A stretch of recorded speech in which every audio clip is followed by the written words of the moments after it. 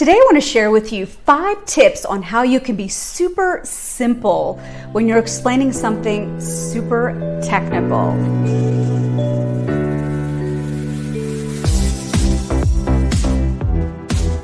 But first I'm going to tell you a story. So I've made a living as a television anchor for the last 20 years, and very specifically, I covered the financial markets from the floor of the New York Stock Exchange. So my daily routine was that I was breaking down companies' earnings statements and explaining that for my audience, my TV audience, and why they should care. Now, when I first started out, I was at Bloomberg, which meant that I was catering to a very sophisticated audience that wanted to know year-over-year earnings comparisons. They wanted to know forward guidance. They wanted to know the 200 moving day average of a company.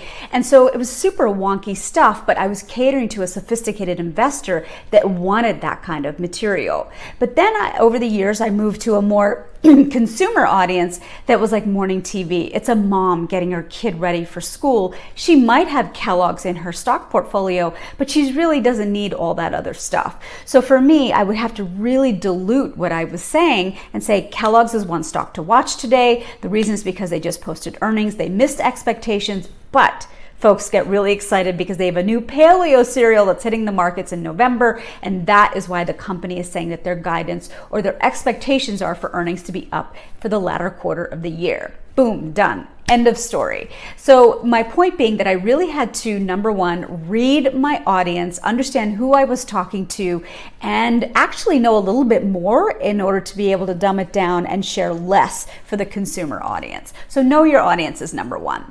Number two is to tell a story. There is no better way for you to be accessible when you're explaining something super technical than by telling a story. And what I would encourage you to do is to really think about the takeaway first. If you're talking to a room full of botanists, for example, and you're creating or introducing some kind of disruptive technology that's going to help with crops and hydroponics around crops, you want to make sure that they walk out of the room thinking about the number one way that your product or technology is going to be helpful to their day-to-day.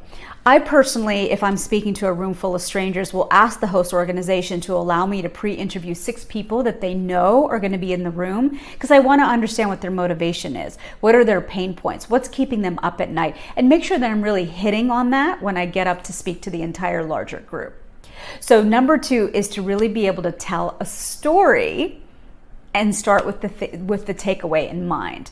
Now, when you're telling that story, you also want to make sure that you're doing this as a means or as a mechanism to be super accessible to your audience. So for example, the other day I had a client engagement, and my client was working with me on her public speaking, and she was talking about the Internet of Things. And I consider myself a pretty smart person, but I was still stuck on like, what's this Internet of Things? I don't know. That's not a word that I'm familiar with. That phrase I'm not familiar with. So I was like, let's think about something that you can use to be able to make this more accessible. She said, oh, well, everyone has an Apple Watch.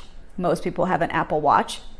And when you have an Apple Watch, it's tracking your heartbeat. It's tracking maybe your blood pressure. It's tracking how much exercise you get, how much sleep you get. And then it crunches all of that information for you and then spits it out either on your desktop or on your phone, and tells you data that you can use to toggle your sleep habits or your exercise habits or your water intake.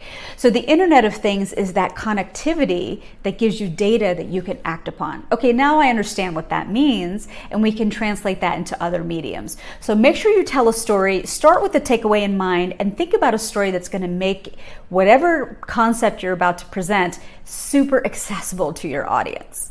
Number 3 is use an analogy when you can. I'll give you an example. I've spent 20 years in television. A lot of people don't see a lot of what goes on behind the scenes. They just see the talking head on TV. What you don't understand is that there's an entire set of machines that are happening with people that are operating them to be able to get somebody on television. So I would liken Master Control to the dashboard in your car. If you think about it, from your dashboard, you can control the music, you control the windshield wipers, the lights, the navigation system, and you still need a human person to be able to operate all of those things. But that dashboard allows you to be able to operate your car at the optimum level that you want it to perform. So to me, that analogy helps to break down what master control means for me in television. Okay, number 4 is to avoid technical jargon. And I know this is super hard for folks when they are really up here and they know a lot of things, but here's what I want to tell you. And I learned this from a litigator many years ago. When she was presenting to a jury, she had to make sure she was super simple with her words, because here's what would happen if you used a word that your audience doesn't understand. They don't actually hear the next 10 words that come out of your mouth. And what a missed opportunity that can be when you're trying to get buy-in from an audience and they didn't even hear some of the things that you said. Again, going back to my example of the Internet of Things, after that person said that, I was still thinking about, gosh, what does that word even mean?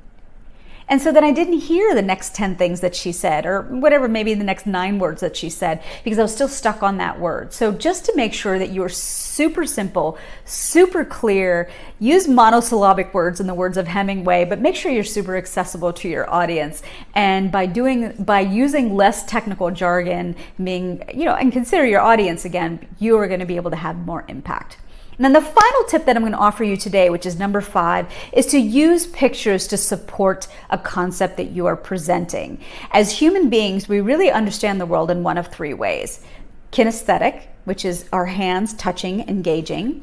Number 2 is auditory, our ears. And number 3 is visual. And 9 times out of 10, most of us understand the world visually first. That's our dominant sense. So if you can use anything that you have at your disposal to be able to make your case, use pictures to be able to drive home the technical concept that you are presenting. Hey, I am teaching a public speaking masterclass coming up on September 29th. I'm enrolling 7 corporate women that want to be able to build their personal brand and be able to tell stories about themselves and their leadership wins. So if you're interested in this, you're a woman in transition, or you're coming into your own and want to build that personal brand, this class is for you. If you would like to enroll, all you got to do is go to info@joyadas.com. I'll email you right back. Hey, if you're not ready for that, but you want to learn a little bit more about me, you can go to my website, joyadas.com, and you can download a handy dandy tip sheet right from the home page with some scripts that you can use to set up boundaries if you feel like you need them either at work or at home. And the final ask that I'm going to make of you is to subscribe to my channel. You'll get a bell notification every single time I upload a new video. I usually upload a new video every single week, and I would love to get some ideas from you on what you are struggling with your public speaking so I can work with you. info@joyadas.com. Hit me up.